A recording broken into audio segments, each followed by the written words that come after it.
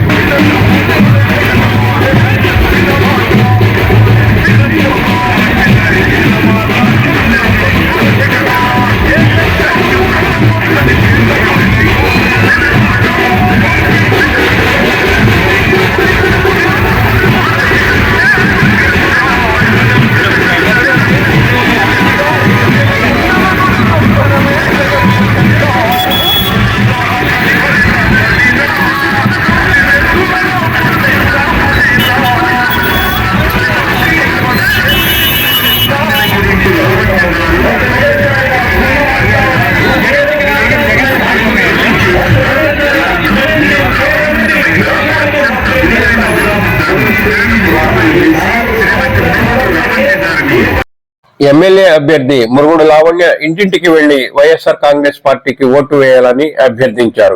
ఈ సందర్భంగా లావణ్యకు ఆత్మీయ స్వాగతం లభించింది. మహిళలు పూలమాలతో స్వాగతం పలికి హారతులు పట్టారు. పార్టీ నాయకులు, కార్యకర్తలు, అభిమానులు, లావణ్య కుటుంబ సభ్యులు, బంధుమిత్రులు పాల్గొన్నారు.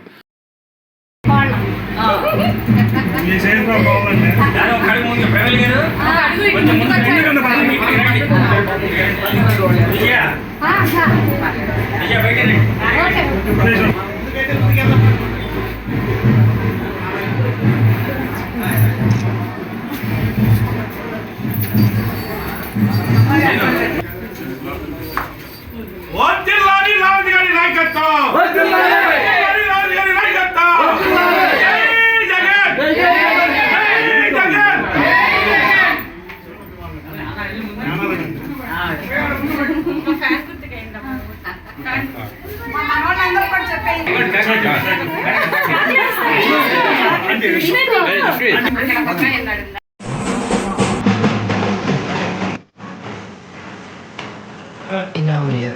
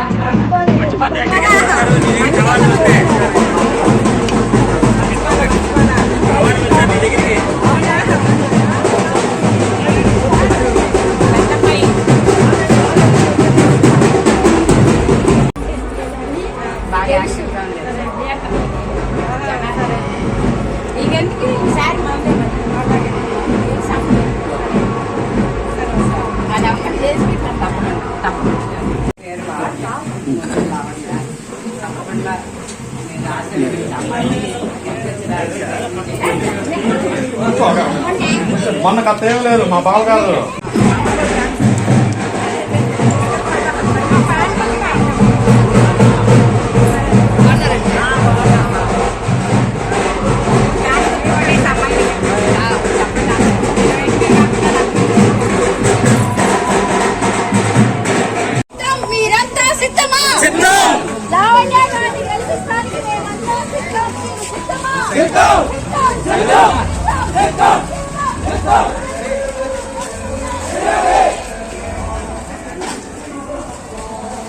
మా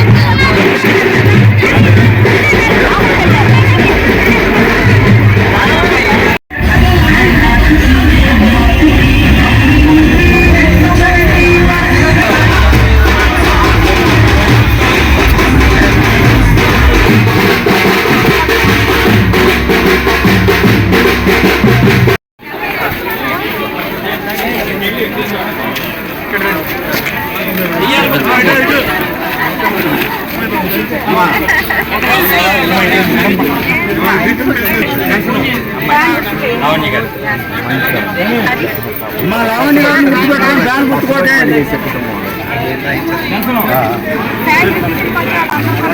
కూర్చోలేవులే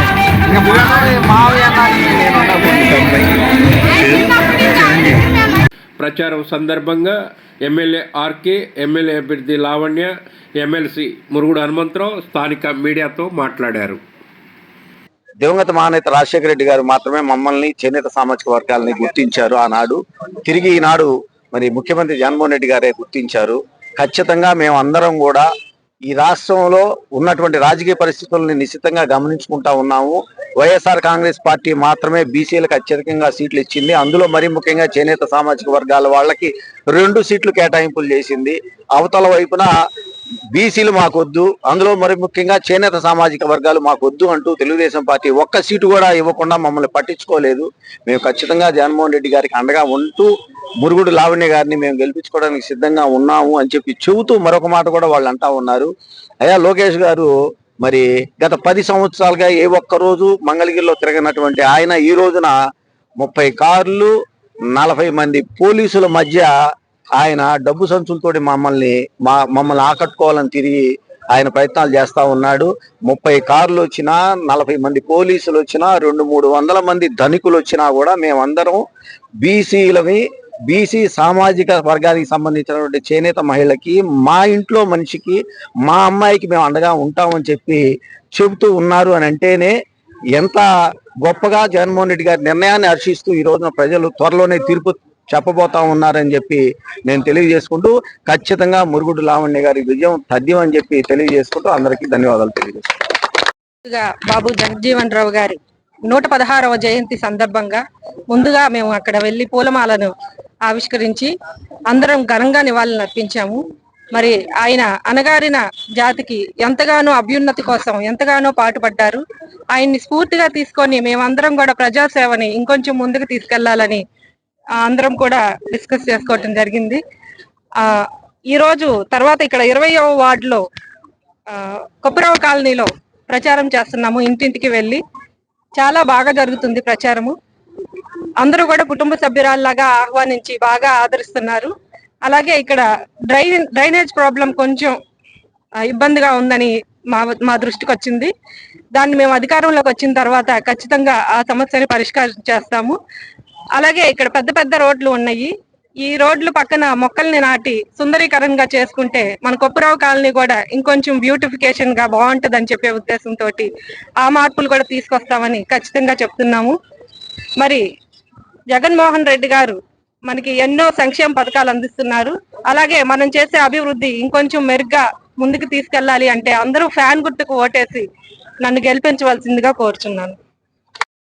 వాళ్ళకు కూడా నేను మనవి చేసేది ఏంటంటే, ఇలాంటి నియోజకవర్గాల్లో చేనేత వాళ్ళకి గుర్తించి ప్రాతినిధ్యం కల్పించాల్సినటువంటి బాధ్యత వాళ్ళకు కూడా ఉంది. మరి ఈ నియోజకవర్గంలో ఆయన మరి చంద్రబాబు నాయుడు గారి కుమారుణ్ణి పోటీగా ఒక చేనేత వర్గాలకు చెందినటువంటి మహిళ మీద ఆయన అభ్యర్థిగా ఉండటం అనేది సరైనటువంటి విధానం కాదని నేను అనుకుంటున్నా. మా ప్రజలు కూడా అట్లాగే అనుకుంటున్నారు. ఆయన నియోజకవర్గాల్లో ఎక్కడుండా చేయొచ్చు, కానీ ఇలాంటి చోట ఆయన ఒక పేదవాళ్ళ మీద ఈ రకమైనటువంటి ప్రయోగం చేయటం కూడా మంచిది కాదని చెప్పి కూడా తెలియజేస్తా ఉన్నాను.